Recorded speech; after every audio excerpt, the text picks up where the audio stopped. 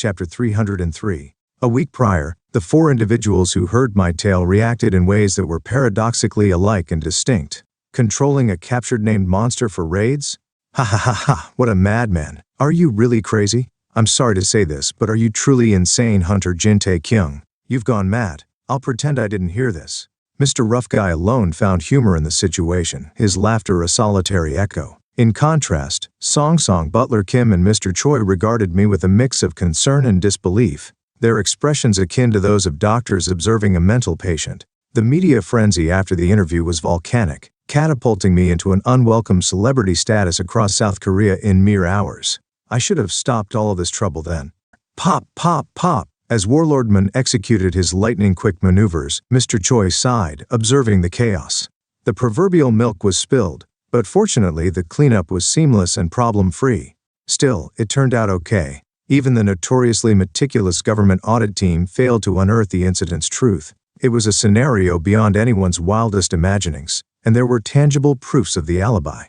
The Magical Power Distribution Survey conducted with the magic detector passed. Bone fragments were found in the armor shards worn by skeleton warlords, so no one suspects anything. Everything leaves a trace. Unlike other skeletons that melted or shattered on impact, the robust bones of the warlord maintained their shape perfectly. And the bones, brimming with immense magical power, became crucial evidence of the existence and defeat of a named monster. By the way, did we put those bones up for auction? I wonder how much the winning bid will be.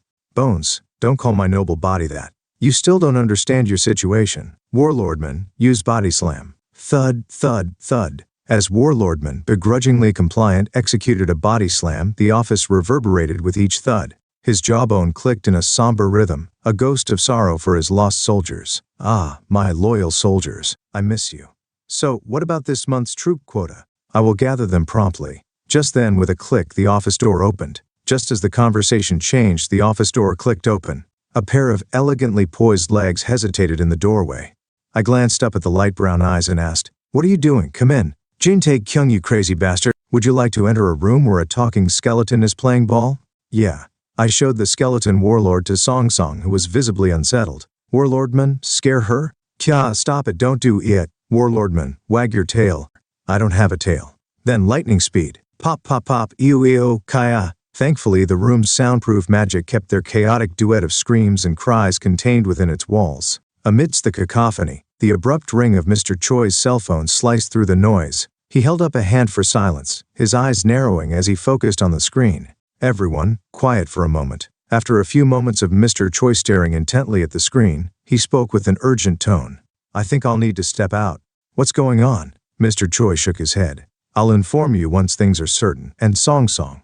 "Yes? For now, cancel the additional raid scheduled for next week. I might be a bit neglectful of my duties for a few days, so please help out Butler Kim." Butler Kim, already stretched thin with guild leadership duties, training in the Jin family's cultivation method, and managing this incident's aftermath, would find an extra pair of hands invaluable. Of course, the rest of us were helping out, but as the guildmaster he was understandably busier. "Alright, that's fine. And it's not like I can ask Mr. Rough Guy to do it."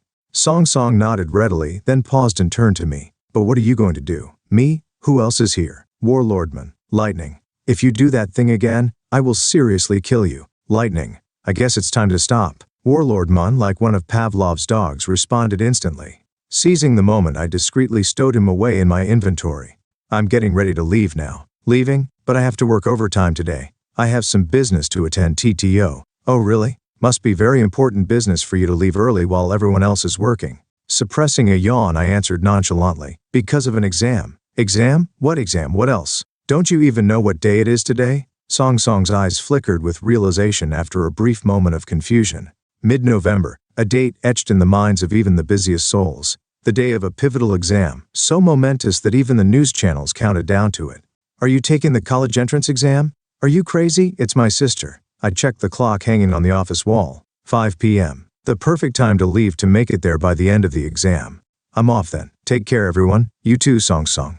I got up from the comfortable sofa and left the office. As I walked, images of my mother, likely praying fervently near the exam site, and Ha-Yun, diligently solving each question, filled my mind. I'm worried. She must not have been able to study well because of me lately. Sha-Yun had endured unwanted media attention these last few weeks because of her proximity to me. It was the last thing she needed just before such a crucial exam. I feel sorry about it. I hoped her efforts would pay off. With these thoughts weighing heavily on me, I made my way to the exam site. An hour later, Ha-yeon's downcast expression confirmed my worst fears. Never mind, you worked hard. That's right, my daughter. You've been through a lot. Ha-yeon offered us a weak smile in response. What a surprise. It's a rare sight to see you here. Of course I had to come when my sister is taking the college entrance exam. All this disguise for that? Do I stand out too much? Yeah, sunglasses and a mask at night are really not a good look. It draws more attention. Damn, I was wondering why people were staring at me. Are you an idiot? Obviously people will stare at such an obvious disguise. Her laughter was faint and weary, sapped of its usual energy. Seeing Ha-yeon so exhausted, my sense of guilt deepened. Are you okay? Her response was tinged with despondency. No, I'm sorry, it's because of me. I thought I'd score perfect but I got one wrong in English. Here I am, causing you distress because I'm your brother. I'm too ashamed to face you. What did you say? I got one wrong. I missed a perfect score in the college entrance exam by 1 point. Thump, thump. Observing Ha-yeon furiously stamping her feet in frustration, a thought struck me. She's unbelievable. To miss only one question across all subjects in the college entrance exam was nothing short of remarkable. I knew she was smart, but this was beyond my expectations. But how does she know she got one wrong?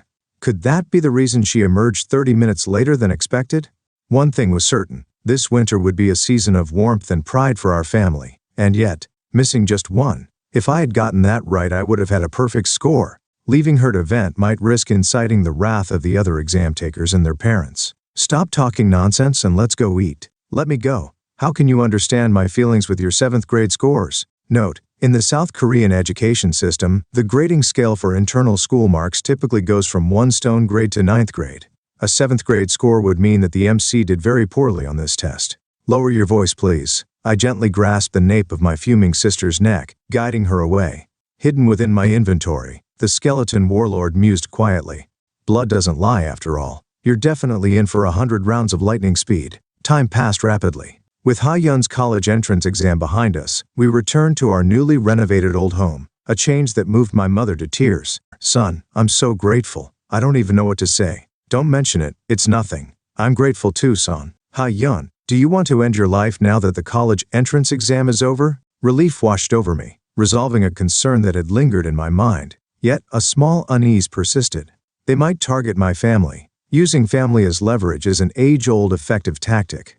I hadn't expected Lee Jong-ryong, who had his own vulnerabilities, to stoop to such lows, but I had to be ready for anything. Anyway, I'll keep earning money, so no need to be frugal. Top hunters are akin to walking small to medium businesses in terms of earnings, but even they couldn't match my income levels. My efficiency in solo raids was a game changer.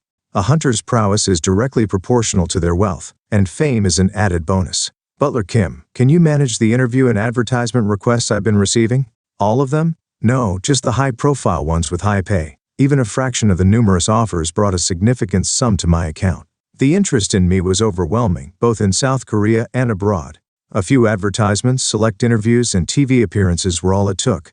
My bank balance skyrocketed, as did the Peace Guild stock value. It was a win-win, lucrative and beneficial for both parties. May I make one important request? Please go ahead. Could you look into a security company? One that's reliable? Leave it to me. Mom and Ha-yeon remained blissfully oblivious. They had no clue that the houses adjacent and across the street had been discreetly sold. Nor were they aware that the new neighbors, appearing as cheerful couples, were in fact undercover security personnel. Their amazement was evident. Son, did you know a lot of couples live here? Is that so? Yes. Every time I go to the local mart I run into them. There are young couples and older ones, but all of them seem to have no children. Well, it's the era of low birth rates. Brother, there are 2 men living next door. They always walk arm in arm. It's the era embracing all forms of love. That's a bit too obvious, isn't it? After I had asked for some changes from the security company, Ha-yeon sent me a Kakao Talk message a few days later. Jin Ha-yeon, wow. This time 2 women moved in. They're always holding hands. Is this security company really reliable? Despite my reservations, the security agents were performing admirably. I received updates every 30 minutes. They were vigilant in their watch over my family. Amidst a hectic schedule, everything seemed to be under control. Yet, one aspect was frustrating: leveling up. Ding. You have defeated A. You have gained a very small amount of experience. The difference in strength is too great. The amount of experience gained is drastically reduced. Damn it. Come on. Despite my hopes, the experience factory was no longer as effective. Just 3 or 4 levels gained. That's all. Hehe. Experience points, level ups, I don't know what you're talking about, but this is good. Human, this is the end of greed. But if I extinguish you, I could level up one more time, right?